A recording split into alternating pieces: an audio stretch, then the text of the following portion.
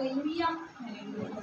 कितने लोग बाइबल मुक़द्दस लेना चाहेंगे? अगर हम हमारे साथ साथ बोलेंगे तो चलो आप निकाल के कम से कम बाइबल मुक़द्दस में से देख लीजिएगा। अच्छी चीज़ है, अच्छी बात है ये खुदा के कलाम को।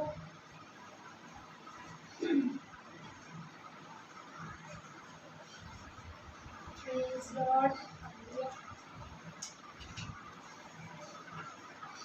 कैसे हैं सारे? कुछ लोगों को पहली दफ़ा देखा है। वेलकम हमारे प्रेयर सेंटर में सलाम जी। और वो तो मैं देख भी नहीं पा रही, मास्क है। गुड। बहुत खुशी हुई आप लोग इधर आए हैं, ठीक है। और ये खुदा का मस्बा है, ये किसी इंसान का घर नहीं है। हमारा घर उधर है, ये हिस्सा खुदा का है, उधर भी खुदावंद रहते हैं। लेकिन ये है कि जब भी कोई इधर इसका हिस्सा बनता है हमारे प्रेयर सेंटर का, तो हमें यीशु मसीह में बहुत खुशी होती है। और हम शुक्रगुजार हैं बहन के जो इनको लेकर आई, और इस बहन के जो इनको लेकर आई। Thank you so much. और बाजी रजिया के भी जो इस भाई को लेकर आए। Praise Lord, hallelujah. मेरे अज़ीज़ों, आज हमारी जो कलाम मुक़द्दस खुदा ने हमें दिया है उसका बहुत खूबसूरत टॉपिक है अपने आप को माफ़ करना और दूसरों को माफ़ करना। जैसे हम अभी थोड़ी देर पहले बात कर रहे थे ना कि कईयों को माफ़ी मांगनी मुश्किल लगती है और कईयों को माफ़ करना मुश्किल लगता है।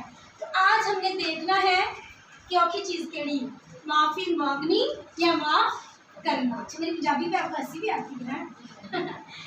ठीक है, तो बहुत ही कीमती लफ्ज़ है कि आई फॉरगिव यू।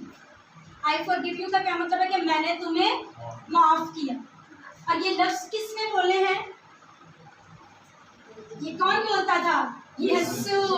यीशु बोलते थे कि जा बेटे तेरे गुनाह माफ़ हुए, जा बेटी तेरे गुनाह माफ़ हुए।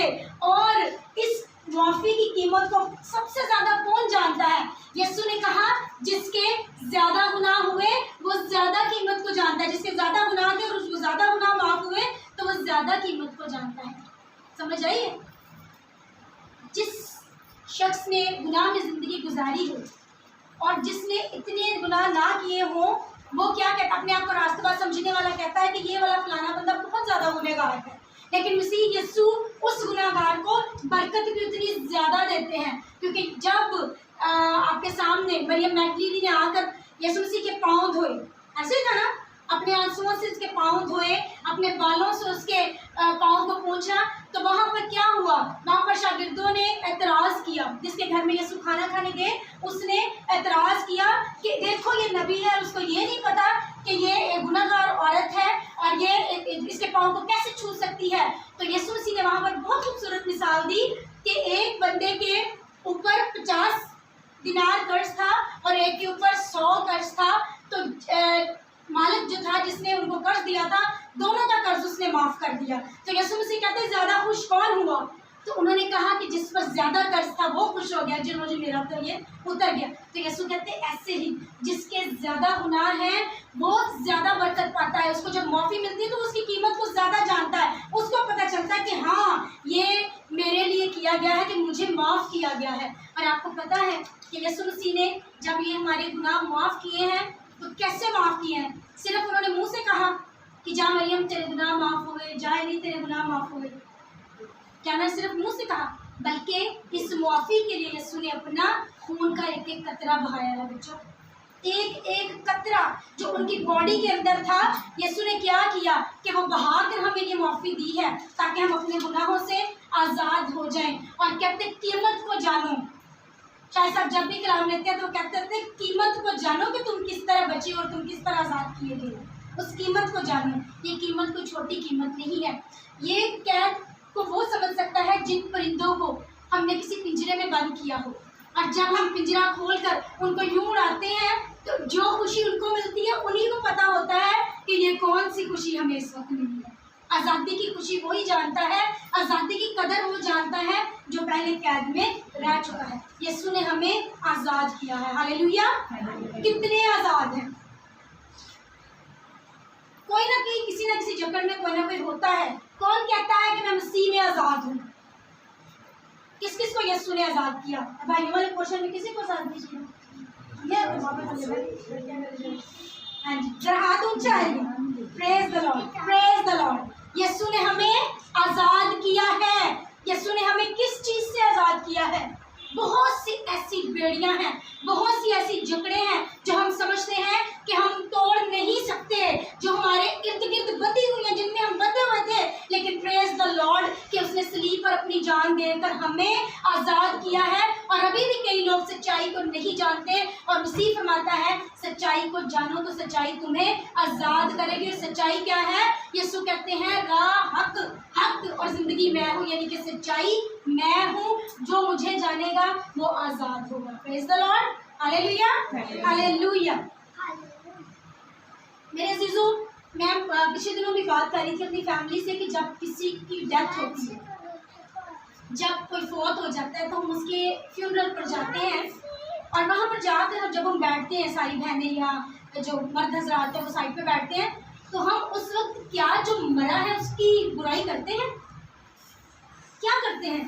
हम उस वक्त में उसकी अच्छाई करते हैं। हम कहते हैं बहुत अच्छा था, बड़ी अच्छी थी, उसने बड़े ये फला काम किए हैं, जब मिलना ऐसे मिलना वैसे मिलना। कोई बुरी बात हो भी तो हम उस बात को उस वक्त दरगुजर करते हैं, भूल जाते हैं। और हमें गिल्ट फील होता है कि हम अगर उसकी कोई बुरी बात शो करें किसी के सामने, तो हम क्या करते हैं कि वहाँ पर हम सिर्फ उसकी अच्छाई को बयान करते हैं। लेकिन एक बात आप गौर से सुने, एक बात मैं आपको बताऊंगी कि जब हम किसी का अफसोस करने जाते हैं तो हमें अपनी बुराई उस वक्त ज़रूर याद आती है। क्यों बाजी रज़िया? अगर हमने उसके साथ कुछ किया हो, मरने वाले के साथ अगर हमने कोई बदकलामी की हो, कोई बुरी बात की हो, तो हमें ज़रूर याद आती है।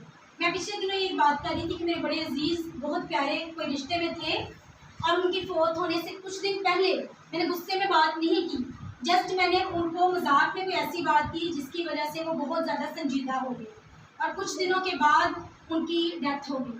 और मैं आज तक वो चीज़ अपने अंदर से खुदावंद को कहती हूँ कि खुदावंद तू मुझे माफ़ कर, कि मैं नहीं चाहती थी कि मैं ऐसे बोलती, लेकिन मैंने जस्ट मजाक से ही बात कही, और पता नहीं उनको कितना गहरा सदमा लगा होगा।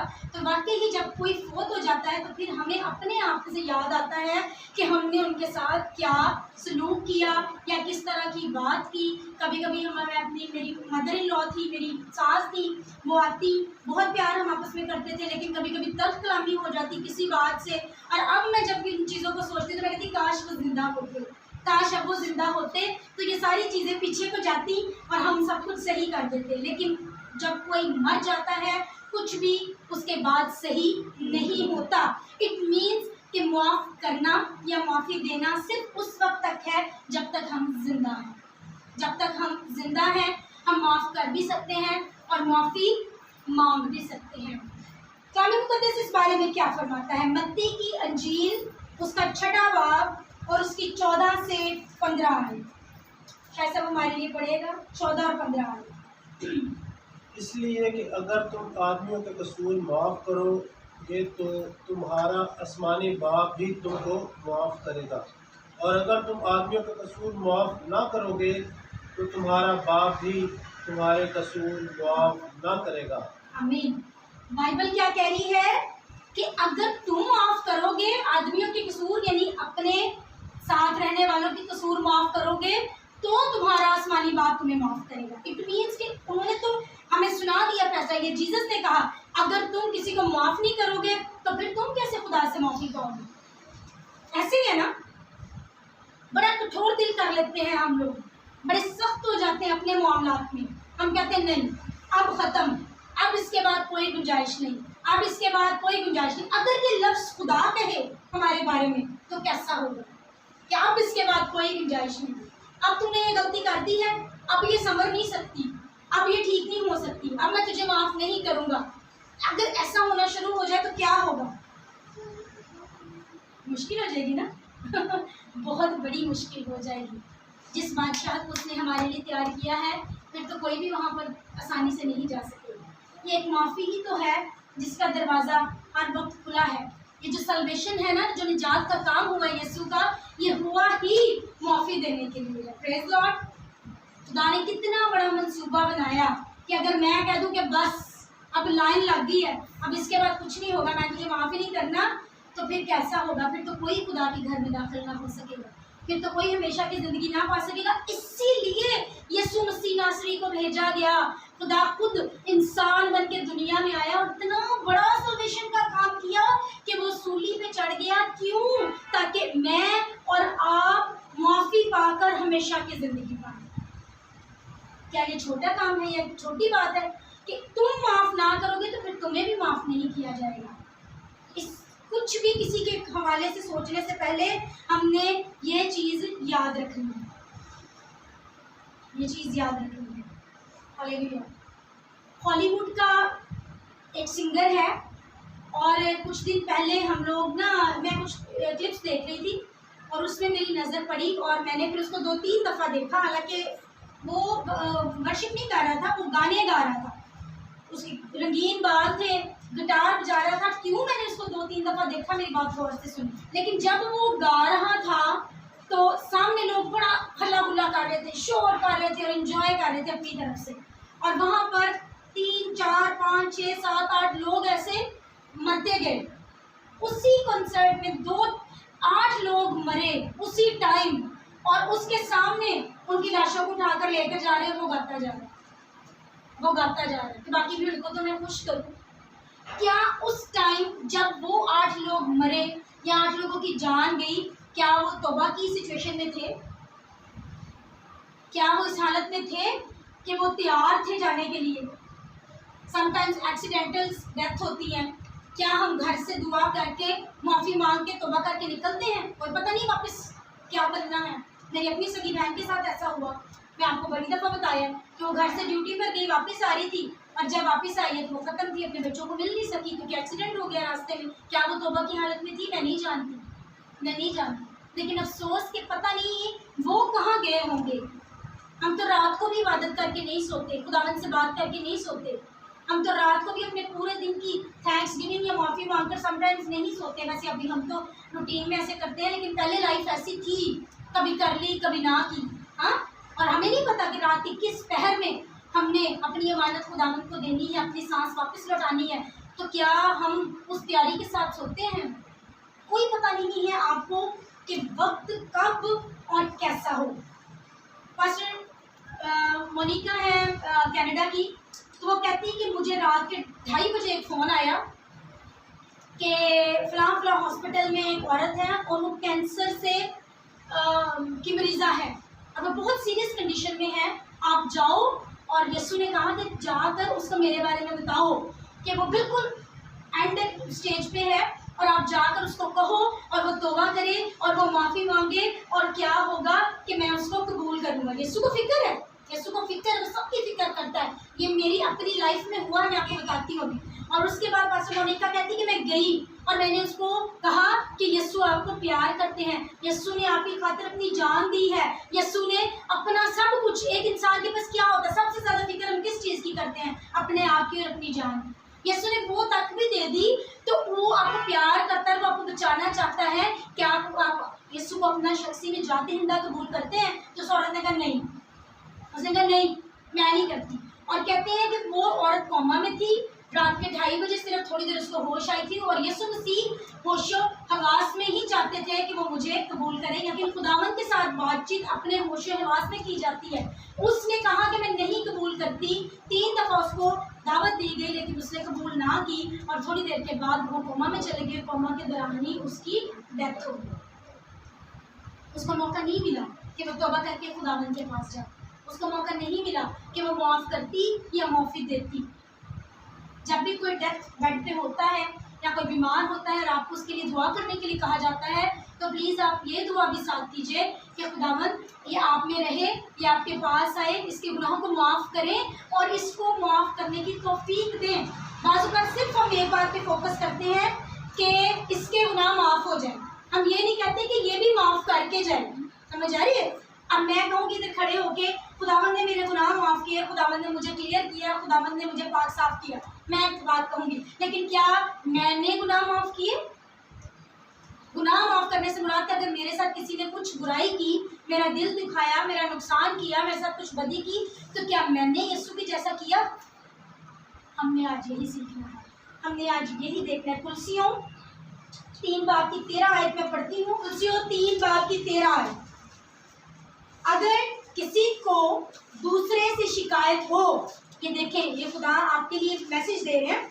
अगर किसी को दूसरे से शिकायत हो तो एक दूसरे की बर्दाश्त करें और एक दूसरे के कसूर माफ़ करें।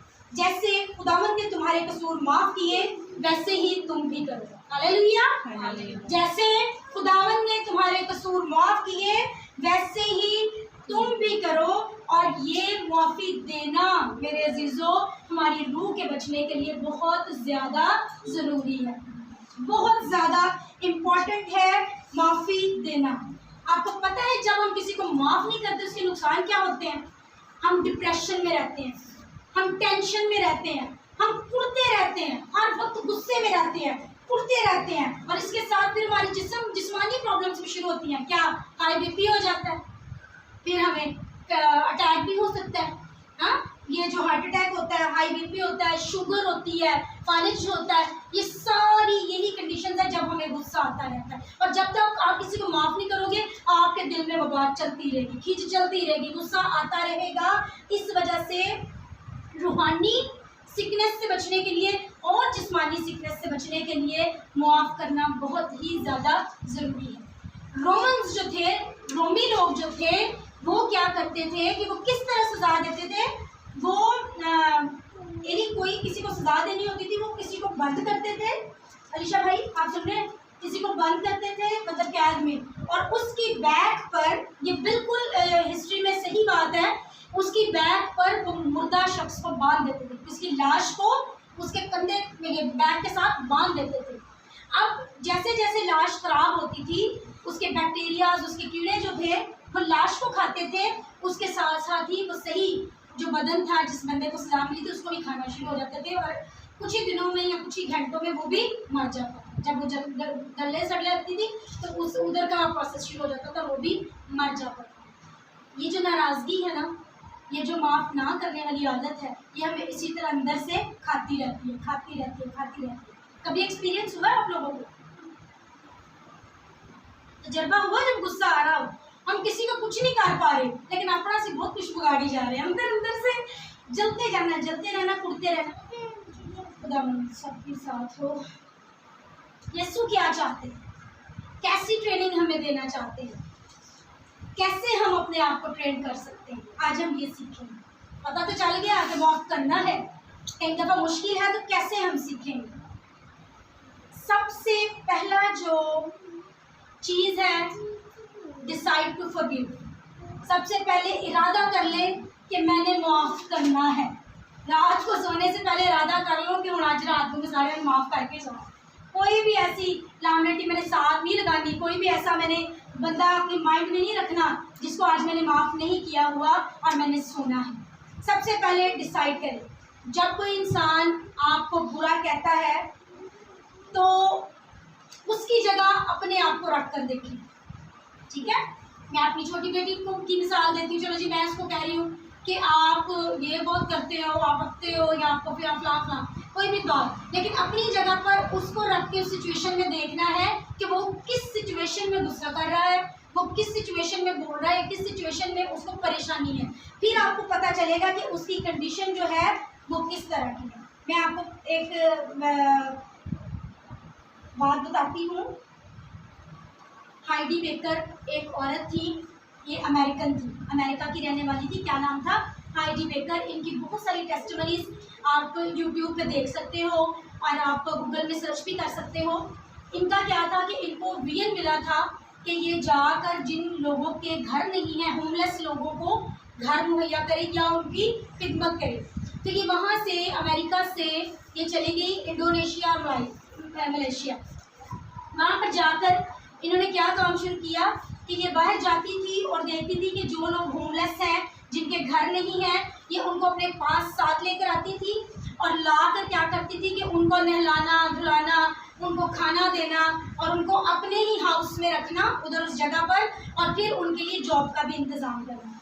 तो एक दिन क्या हुआ कि बहुत अर्सा ये ऐसे काम करती रही और एक दिन ये गई, किसी बंदे को ले आई, कोई आदमी था, उसको ये लेकर आ गई अपने उस होमलेस जो शेल्टर था उधर।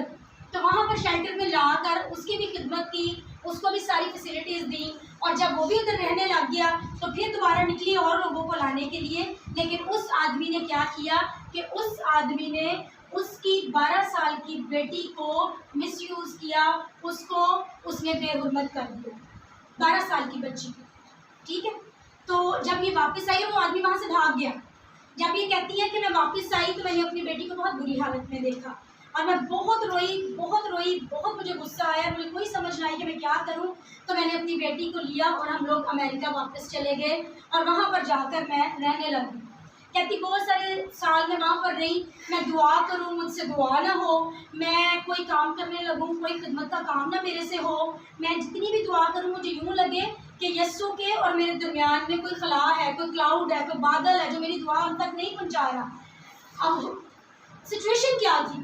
सिचुएशन ये थी कि उसके अंदर उस बंदे के लिए नफरत थी और उसको वो माफ़ नहीं कर पा रही थी और वो ज़ाहिर उसके साथ बहुत बुरा हादसा हुआ था।